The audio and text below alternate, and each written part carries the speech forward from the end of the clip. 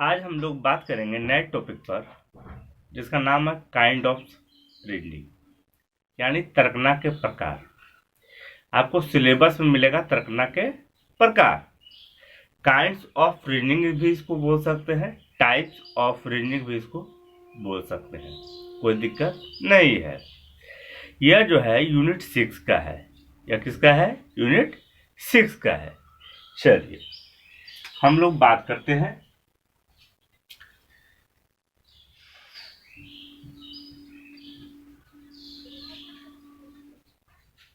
Kinds of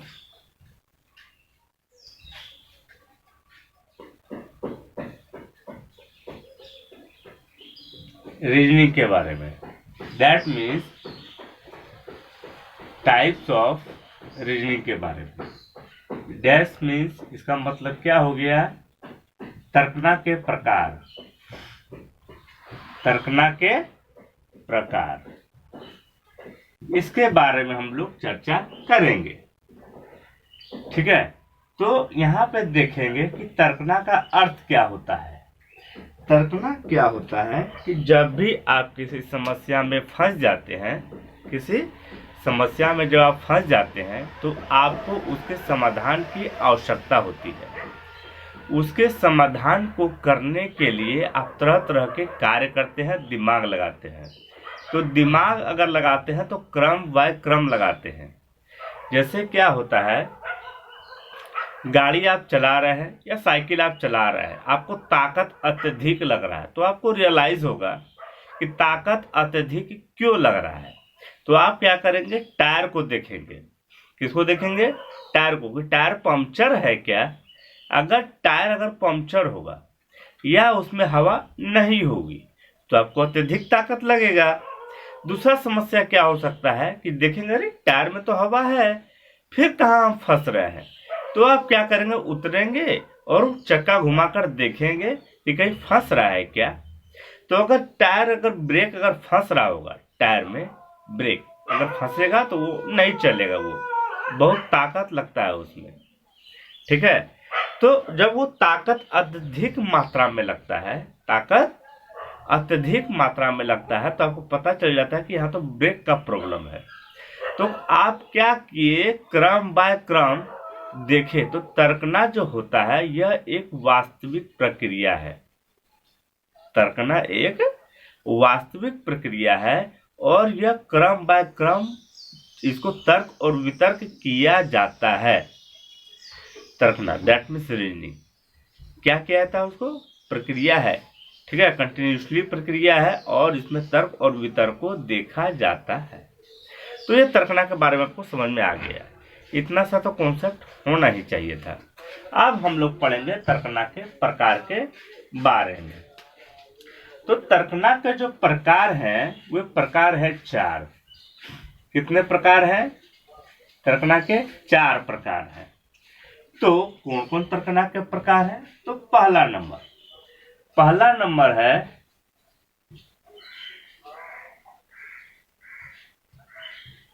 निगमनात्मक तर्कना।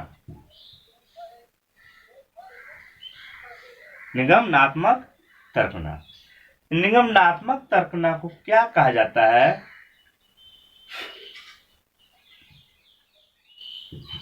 Deductive reasoning. क्या कहा जाता है? Deductive reasoning. ये जो तर्कना है यह हमारा पहला तर्कना है। निगमन से यहाँ तात्पर्य क्या है? निगमन का मतलब यहाँ नियम से है। क्या चीज से है? नियम से। नियम से क्या कहते हैं? इसको उदाहरण की ओर चलता है। नियम से उदाहरण की ओर, यानी प्रिंसिपल से एग्जाम्पल की ओर चलता है। ठीक है, प्रिंसिपल से एग्जाम्पल की ओर चलता है। यह मूर्त से सॉरी माफ कीजिएगा, अमूर्त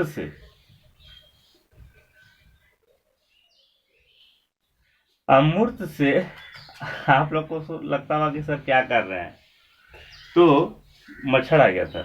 तो मूर्त से क्या होता है कि मूर्त से ना ये अमूर्त मतलब अमूर्त से मूर्त की ओर चलता है। ठीक है, दैट मीन्स साधारण से स्पेसिफिक, दैट मीन्स विशिष्ट की ओर चलता है। विशिष्ट, साधारण से विशिष्ट, यानी जनरल से स्पेसिफिक की ओर चलता है। नियम दैट मीन्स प्रिंसिपल से उदाहरण की ओर चलता है। अमूर्त से मूर्त की ओर चलता है। ठीक है, इसका मतलब क्या हो गया कि अज्ञात से ज्ञात की ओर चलता है। अज्ञात से ज्ञात की ओर चलता है। तो इसका मतलब क्या हो गया कि निगमनात्मक तर्कना वह तर्कना होती है जिसमें क्या होता है, अज्ञात से ज्ञात की ओर चलते हैं, नियम से उदाहरण की ओर चलते हैं, अमूर्त से मूर्त की ओर चलते हैं, साधारण से विशिष्ट की ओर चलते हैं। जैसे आपको बता दिया जाए, क्या बता दिया जाए, जैसे आपको बता दिया जाए कि प्रत्येक मतलब जीवन में जितने भी जन्म जो लिए हैं वो क्या होते हैं, मरते हैं या मरणशील होते हैं, मरते हैं। तो व्यक्ति जो होता है, व्यक्ति का जन्म संसार में हुआ है, तो हम थर्ड नंबर में इसका कैलकुलेशन यानी निष्कर्ष क्या निकाल सकते हैं कि व्यक्ति भी मरणशील प्राणी है। व्यक्ति भी मरणशील प्राणी है।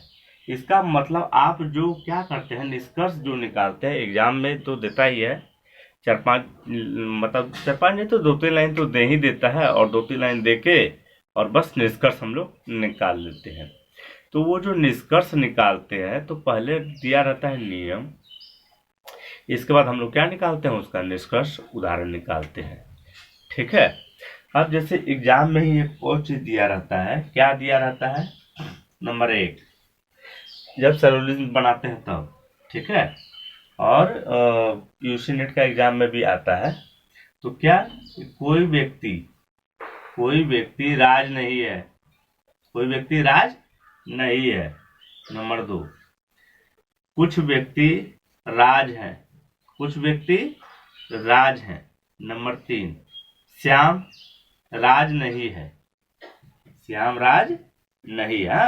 तो हम लोग कैसे बनाते हैं, कोई राज है, ठीक है, कोई राज है, कहता कुछ राज है तो कुछ राज ऐसे बनाते हैं। फिर कहता श्याम राज नहीं है तो श्याम को यहाँ बनाते हैं। ठीक है, तो ये क्या हो गया, अलग, इसका संबंध तो रहा नहीं। तो ये क्या करते हैं, हम कहने का मतलब ये था कि अज्ञात से ज्ञात, पहले ये अज्ञात है, अज्ञात से हम लोग क्या चल गए कि जिसका संबंध क्या है नहीं है पता चल जाता है, यानी नियम से उदाहरण की ओर चले गए। ठीक है, यानी अमूर्त से मूर्त की ओर चले गए। इसमें जितना चीज आप देख रहे हैं, इसमें जितना चीज देख रहे हैं उसी का अपोजिट हो जाएगा कब,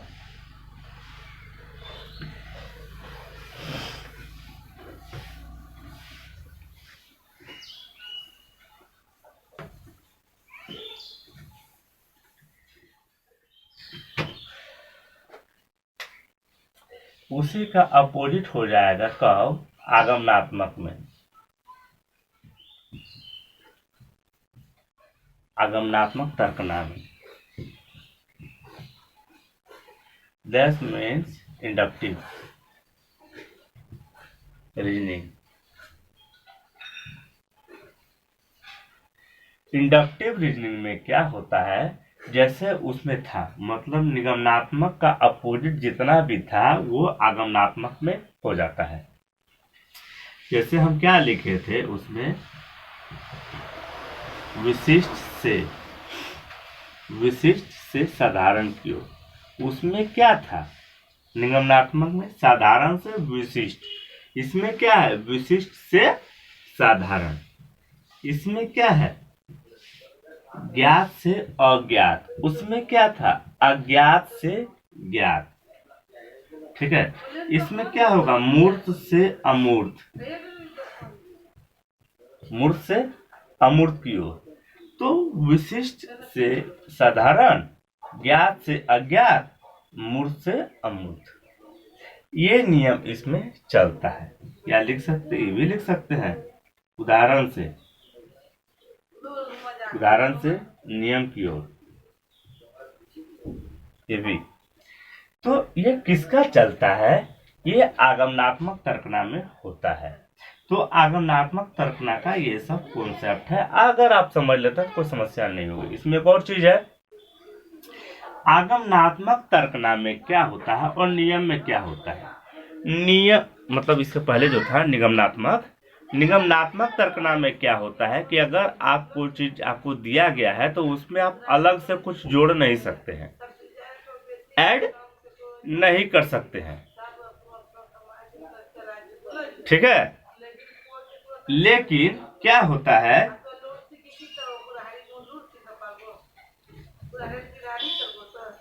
इसमें जो है ना केयर बाय,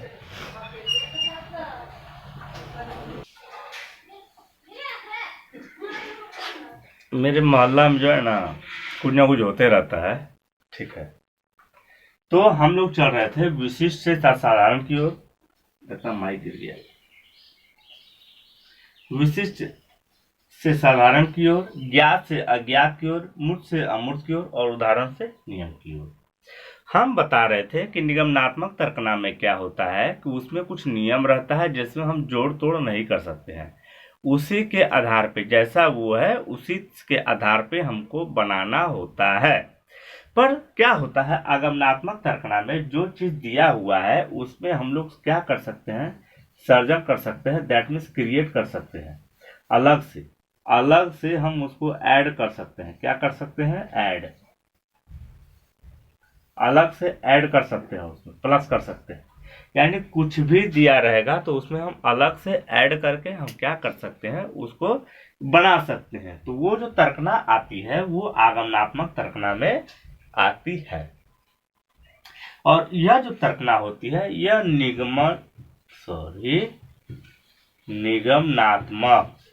निगमनात्मक तर्कना का ये एक दूसरे को अपोजिट होता है। क्या होता है? अपोजिट होता है। कौन? मतलब आगमनात्मक और निगमनात्मक तर्कना एक दूसरे का अपोजिट होता है, ठीक है।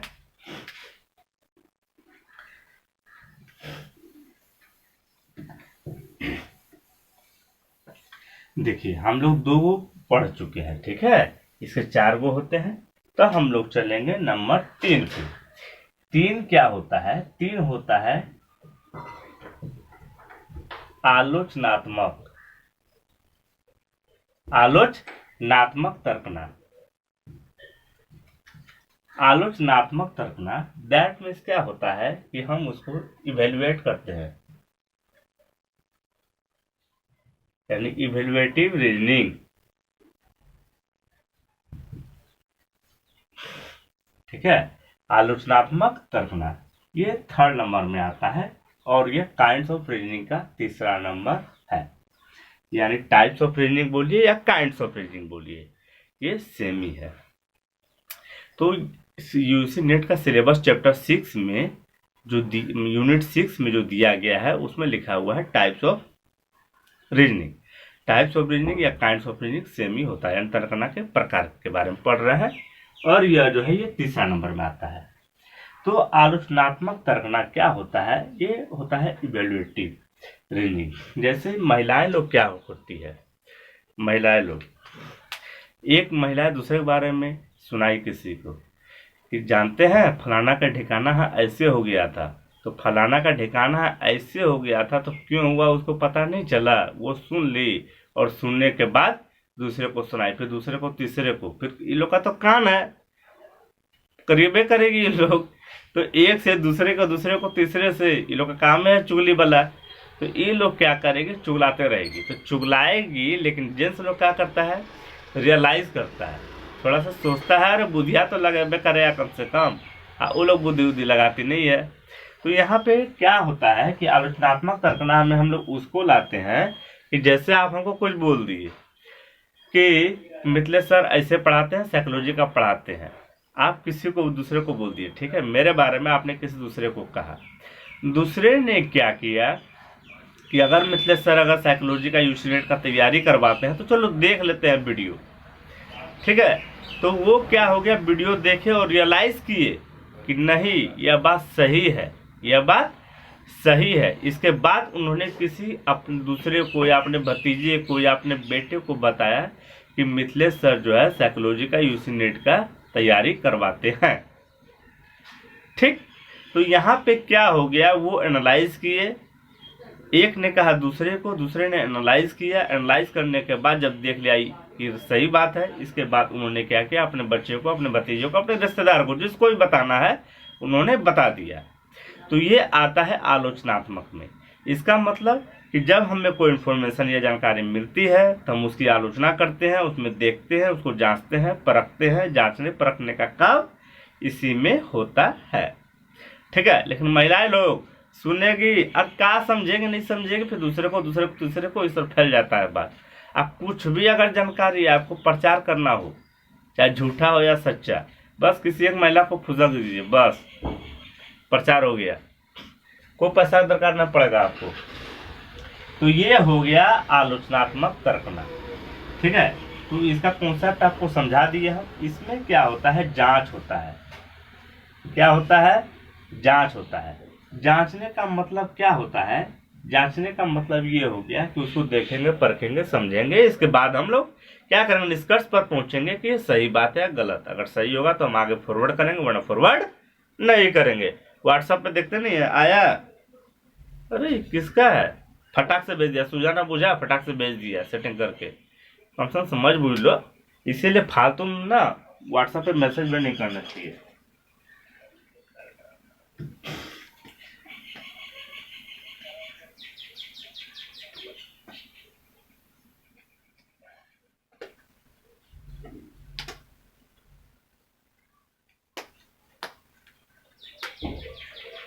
इसके बाद हम लोग पढ़ेंगे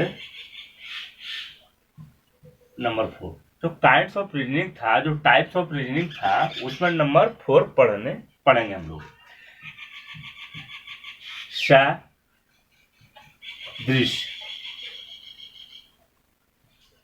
सादृश्य तर्कना, सादृश्य तर्कना। सादृश्य तर्कना को हम लोग क्या कहते हैं, एनालॉजिकल रीजनिंग, एनालॉजिकल रीजनिंग। सादृश्य तर्कना, सादृश्य से ही समझ में आता है कि देखने से है। क्या करने से है, देखने से है।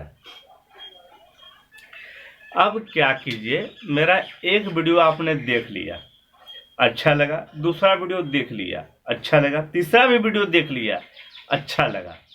इसके बाद मेरा जो भी वीडियो आएगा तो आप क्या सोचेंगे कि अब मिथिलेश सर का वीडियो जो भी आ रहा है, मिथिलेश सर का वीडियो जो भी आ रहा है वो सिलेबस के अनुसार आ रहा है। मतलब इनका वीडियो यूसी नेट के लिए परफेक्ट है। क्यों? क्योंकि ये सिलेबस के अनुसार ही वीडियो अपलोड करते हैं। ठीक है, इसके बाद क्या हो गया कि मेरा जो पहले का वीडियो था और अभी का वीडियो है, थोड़ा डिफरेंस तो है ही, सच्ची में रियली में डिफरेंस है। और अभी हम सिलेबस के अनुसार से डाल रहे हैं थोड़ा। ठीक है, और क्या करते हैं, माल मटेरियल जो भी है इसका, बहुत सारी चीज़ें, एक किताब, दो किताब, थोड़ा सा नेट का सहारा ले लिए, गूगल बाबा का, और उसको क्या करते हैं, मंथन करते हैं, रियलाइज करते हैं क्या होना चाहिए, सही क्या है, समझाने का कॉन्सेप्ट देख लेते हैं ताकि आप लोग को अच्छी तरह से समझ में आए। इसके बाद हम वीडियो उसको क्या करते हैं, अपलोड करते हैं। तो सादृश्यवाची तर्कना वो तर्कना हो गया। अभी जैसे कोई कंपनी का कोई ब्रांड, जैसे कैंपस का जूता अगर आप पहन लिए हैं तो एक बार कैंपस का जूता पहन लिए, आपको अच्छा लगा, दूसरी बार भी पहन लिए, आपको अच्छा लगा, लेकिन जब थर्ड टाइम किसी को आपको एडवाइस देना होगा तो आप कैंपस का जूता ही एडवाइस करेंगे, क्योंकि आपके माइंड में कॉन्सेप्ट बैठ गया है। क्लियर हो गया, कर दिया एडवाइस। चलिए, अब कैंपस का कोई और चीज आ जाता है, कोई कपड़ा आ जाता है, कोई बेल्ट आ जाता है। ठीक है, तो आप क्या सोचेंगे कि कैंपस का है ना, अरे इसका तो बेल्ट भी अच्छा होगा। क्यों? क्योंकि जूता भी अच्छा था, जूता भी अच्छा था। तो इसका मतलब क्या हो गया कि अगर कोई प्रोडक्ट का हम इस्तेमाल, जैसे कोई प्रोडक्ट है, ठीक है, कोई प्रोडक्ट है, हमको अच्छा लगा, क्या लगा, अच्छा। ठीक है, जैसे अभी देखिए हम क्या लिए हैं, ये मार्कर लिए हैं, ये मार्कर हमको सेलो का अच्छा लगा। तो अगर हम पेन खरीदने भी जाएंगे, कलम खरीदने भी जाएंगे, तो सेलो का ही खरीदेंगे, क्योंकि इसका मार्कर अच्छा है। इसका मार्कर अच्छा है, इसका मतलब क्या हो गया, पेन भी अच्छा होगा। रियली में सेलो का हम यूज कर रहे हैं। तो पहले क्या होता था कि मिटाते थे ना, तो हल्का धब्बा रह जाता था, पर अभी धब्बा नहीं रहता है। तो आपके लिए अच्छा है। आप लोग समझ गए हो काइंड्स ऑफ रीजनिंग के बारे में, that means types of reasoning के बारे में। चलिए मिलते हैं नेक्स्ट वीडियो में।